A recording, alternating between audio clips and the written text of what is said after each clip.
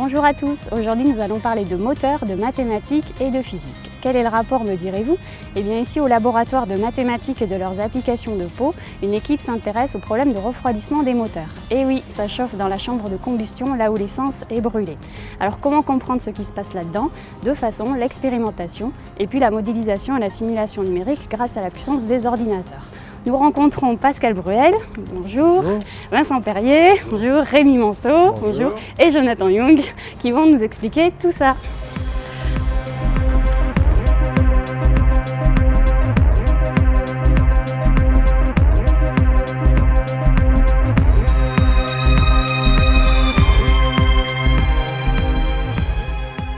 Le refroidissement correspond à une réduction de la température. Comment refroidir un objet? Pour cela, il n'y a qu'une seule solution, il faut lui enlever de l'énergie thermique. Cette énergie thermique est aussi appelée chaleur.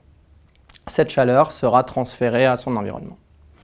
Par exemple, lorsque l'on ajoute un glaçon froid dans un verre d'eau tiède, l'eau tiède transfère de la chaleur au glaçon qui fond. Ce processus continue jusqu'à obtenir une température d'équilibre à laquelle on obtient un verre d'eau fraîche. Dans cet exemple, nous avons refroidi un liquide, à savoir de l'eau. Nous pouvons également refroidir de l'air, par exemple pour une climatisation. Nous prenons la chaleur de l'intérieur du bâtiment et la transférons vers l'extérieur de manière à le refroidir. On peut également refroidir un solide. Par exemple, dans le cas d'un moteur automobile, lorsque l'essence brûle, elle chauffe les parois du moteur. Pour qu'il ne soit pas endommagé, on doit alors refroidir ces parois. La chaleur est alors transférée vers l'extérieur par le système de refroidissement. Alors Jonathan vient de vous parler de refroidissement, et en particulier de refroidissement de moteurs automobiles. Dans l'équipe, on s'intéresse à la propulsion automobile et également à la propulsion aéronautique, les moteurs d'avion. Alors un moteur d'avion, le principe est simple, on veut obtenir une poussée. Et cette poussée dans un moteur à réaction, on l'obtient en captant une masse d'air à l'avant de l'entrée d'air, à l'avant du moteur, en permanence. Et cette masse d'air, on l'éjecte en permanence à l'arrière, violemment, et donc on obtient une poussée. Pour ça, il faut de l'énergie. L'énergie, d'où vient-elle? Eh bien, elle vient de la combustion du kérosène et de l'air qui se déroule en permanence dans la chambre de combustion. Dans cette chambre de combustion, en permanence, on a des pressions de 30, 40 fois la pression atmosphérique, des températures d'environ 2000 degrés Celsius, et aucun matériau ne peut supporter en permanence ces températures sans qu'on utilise un dispositif pour le refroidir. Il y a eu beaucoup de progrès sur les matériaux qui forment les chambres de combustion. Ce sont des matériaux à base d'alliage de nickel et de titane, mais malgré ces évolutions, ces matériaux ne peuvent pas dépasser des températures de 1100 à 1200 degrés Celsius. Il faut donc, pour obtenir des moteurs performants, refroidir la paroi de la chambre de combustion. Le procédé le plus efficace pour refroidir cette paroi, c'est ce que l'on appelle la multiperforation. Comme son nom l'indique, cela consiste à créer des milliers, environ 20 000 petits trous, d'environ 1 mm de diamètre, dans la paroi de la chambre. Et par ces petits trous, on va admettre de l'air frais qui va napper progressivement l'intérieur de la chambre de combustion, protéger la paroi et lui permettre de supporter des dizaines d'heures de fonctionnement en continu. C'est bien, mais il y a un petit ennui. C'est que plus on refroidit la paroi, parce qu'on veut qu'elle tienne, qu'elle résiste, et plus on dégrade le rendement du moteur. On doit donc atteindre un compromis entre d'un côté le besoin de refroidir la paroi de la chambre de combustion et l'autre celui d'avoir le rendement le plus élevé possible pour notre moteur d'avion. Pour cela, on va étudier plus en détail ce qui se passe à l'intérieur de la chambre et en particulier le mouvement des fluides, c'est-à-dire les gaz, l'air, kérosène vaporisé qui sont en train de réagir au sein de la chambre et qui réagissent de manière turbulente, c'est-à-dire qu'on a besoin d'étudier maintenant la turbulence. Alors la turbulence, qu'est-ce que c'est? C'est un phénomène qu'on rencontre dans la plupart des écoulements, c'est-à-dire les mouvements des fluides, que ce soit des gaz ou des liquides. C'est tout simplement ces écoulements très agités que vous avez observés à la surface des rivières, composés de plein de tourbillons. Mais c'est aussi un phénomène qu'on rencontre beaucoup dans l'industrie, comme dans l'exemple des moteurs d'avion dont Pascal vient de nous parler. Alors pour bien vous montrer à quoi ressemble ce type d'écoulement, on peut regarder ici l'écoulement d'eau autour d'un barreau, mais ça aurait très bien pu aussi être de l'air. Et on injecte un colorant pour visualiser l'écoulement. Et vous voyez que pour les faibles vitesses, l'écoulement reste très stable et le colorant ne se mélange pas beaucoup avec le fluide environnant. Et quand on augmente la vitesse, on voit l'écoulement qui se déstabilise et l'apparition de tourbillons. Et pour les fortes vitesses, l'écoulement devient de plus en plus désordonné, très agité, avec beaucoup de tourbillons qui mélangent efficacement le colorant avec le reste du fluide. C'est ça qu'on appelle la turbulence.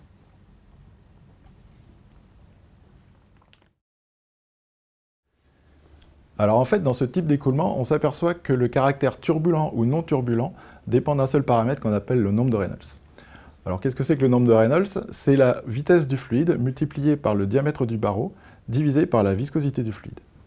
La viscosité du fluide, c'est une propriété qui caractérise la facilité ou non de ce fluide à s'écouler. Et quand on augmente la vitesse de l'écoulement, celui-ci va se déstabiliser et devenir petit à petit turbulent, quand le nombre de Reynolds va devenir plus grand qu'une certaine valeur qu'on appelle le nombre de Reynolds critique. La turbulence est un phénomène très complexe, en particulier parce qu'on a coexistence de gros tourbillons, ceux qu'on voit à l'œil nu, et de tout petits tourbillons qui dissipent l'énergie et qu'on ne voit pas. Et on a habité à un paradoxe qui est qu'on connaît les lois qui régissent la turbulence depuis 1822, et pourtant, encore aujourd'hui, c'est un phénomène qui est très difficile à comprendre, à prévoir et à contrôler. On voudrait contrôler la turbulence parce que c'est un phénomène qui peut être favorable ou défavorable suivant les configurations. Par exemple, pour l'écoulement d'air autour d'une voiture, c'est un phénomène qui est très défavorable parce que ça va consommer beaucoup d'énergie et donc augmenter la consommation de la voiture. En revanche, dans un moteur d'avion, dans la chambre de combustion, on a vu que le colorant était efficacement mélangé dans le cas de l'écoulement de barreaux, et de la même manière, le kérosène va être efficacement mélangé avec l'air, ce qui va permettre d'avoir une très bonne combustion. En ce qui concerne le refroidissement des parois, ce mélange turbulent va permettre de bien homogénéiser la température au niveau du film créé par les petits jets qui sortent de la paroi, et donc d'éviter les points chauds qui pourraient être à l'origine de la dégradation de ces parois. Pour éviter de trop dégrader le rendement du moteur, il faut injecter un minimum d'air pour créer ce film de refroidissement. Et pour cela, il faut bien comprendre cet écoulement turbulent pour pouvoir fournir aux industriels les informations dont ils ont besoin pour imaginer les parois du futur qui permettront de concevoir des chambres de combustion plus performantes. L'objet industriel d'intérêt pratique, la chambre de combustion d'une turbine d'hélicoptère, le voici cet objet. À l'intérieur, en permanence, l'air et le kérosène brûlent et donnent lieu à une combustion et une zone à 2000 degrés que les parois de la chambre doivent supporter.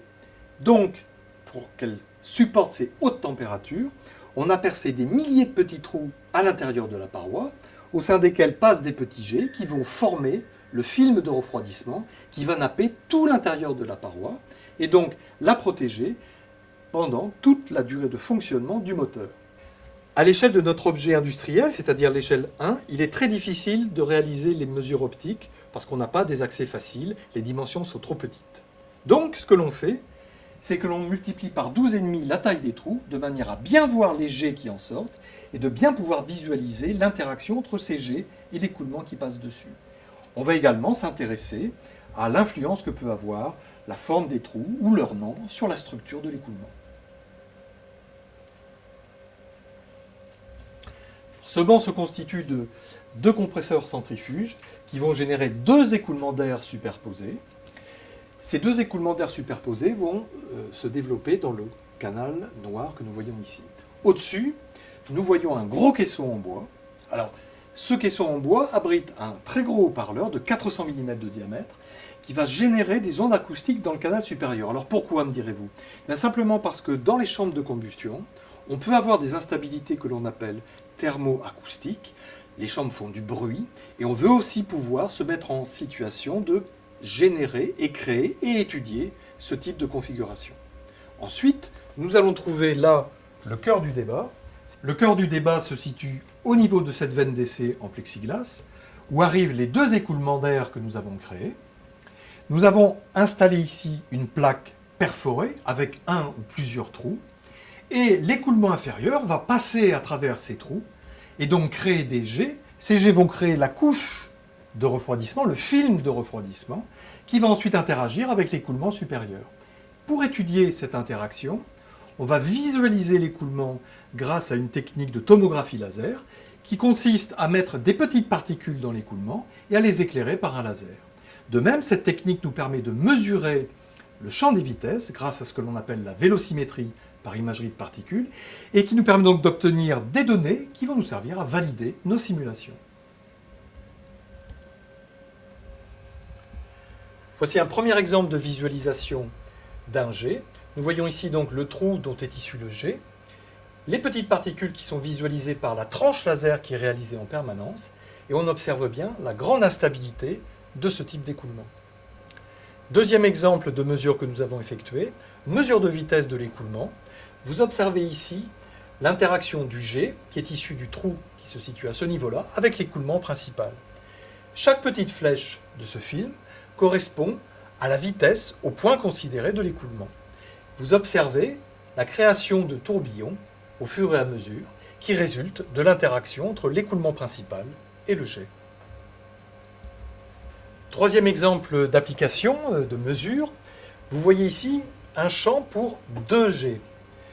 2 jets pour lesquels on visualise ici, par ces poches de couleurs, le lâcher tourbillonnaire alternatif, et vous voyez une certaine synchronisation entre les 2 jets. En fait, cette synchronisation résulte de la présence d'une onde acoustique dans l'écoulement, destinée à représenter ce qui se passe vraiment dans une chambre de combustion. Et en fait, c'est ce que l'on veut éviter. Pourquoi veut-on l'éviter? Simplement parce que lorsque les jets se relèvent, ils aspirent, ils attirent des gaz brûlés vers la paroi. Les gaz brûlés sont chauds et la paroi va souffrir. Cette situation, on veut l'éviter.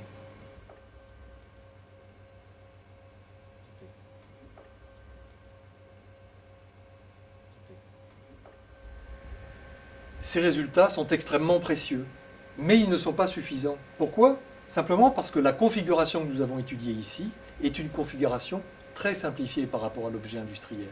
Il est donc absolument nécessaire de compléter cette approche par une autre technique d'investigation que l'on appelle la simulation numérique.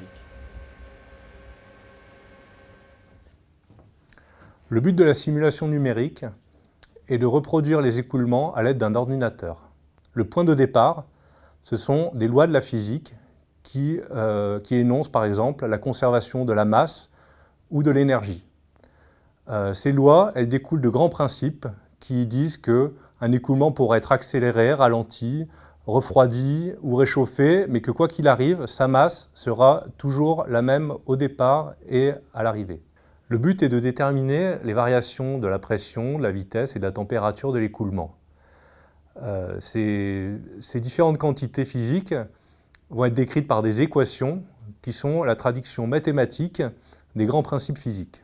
On ne va pas pouvoir résoudre ces équations en tout point de l'espace, puisqu'il y en a une infinité, et donc on va se limiter à un certain nombre de points, et on va donc devoir diviser l'espace en petits morceaux, qu'on appelle des mailles, et donc on va mailler l'espace. Chaque maille contiendra une valeur de vitesse, une valeur de pression et une valeur de température. Plus il y aura de mailles, et plus la résolution sera précise, mais aussi plus le calcul sera coûteux. Le but est de déterminer la vitesse, la pression et la température dans chaque maille. On part de cette équation qui décrit la conservation de la masse. Alors vous ne l'avez sans doute jamais vu sous cette forme-là, mais c'est comme ça qu'on l'écrit quand on travaille en mécanique des fluides. Et elle décrit l'évolution de la masse volumique ρ, en tout point de l'espace et pour tout temps. On va traduire cette équation pour la masse volumique ρ dans la maille I sous cette forme-là, qui décrit l'évolution entre l'instant n et l'instant n plus 1. Cette évolution dépend des valeurs de la vitesse et de la masse volumique dans les mailles J1, J2 et J3, voisines de la maille I. C'est ce qu'on appelle le schéma numérique. Le schéma numérique est ensuite traduit en un programme informatique qui permet d'effectuer concrètement la simulation numérique sur un ordinateur. Dans l'écoulement qui nous intéresse, pour obtenir les résultats, on aurait besoin d'1 million d'heures de calcul. Alors, 1 million d'heures de calcul, c'est à peu près 40 000 jours ou environ une centaine d'années. Dans la pratique, on n'utilise pas des ordinateurs personnels pour effectuer ce genre de simulation, mais des supercalculateurs. Pour vous donner une idée, un ordinateur personnel contient une dizaine de cœurs, tandis qu'un supercalculateur en contient plusieurs centaines de milliers. Dans notre cas, on a utilisé la machine Turing de l'IDRIS, on a utilisé 1000 cœurs de manière simultanée, ce qui a permis d'effectuer le calcul en environ 1 mois. Ce calcul a été effectué avec un nombre de Reynolds de 10 000, tandis que le nombre de Reynolds, qui est intéressant pour les chambres de combustion aéronautiques, est de l'ordre de 50 000. Si on veut augmenter le nombre de Reynolds à 50 000, on va devoir raffiner le maillage, car l'écoulement contiendra de plus en plus de petits détails qu'on devra capturer. Aujourd'hui, résoudre les équations de la physique avec un tel maillage n'est pas atteignable car il prendrait beaucoup trop de temps.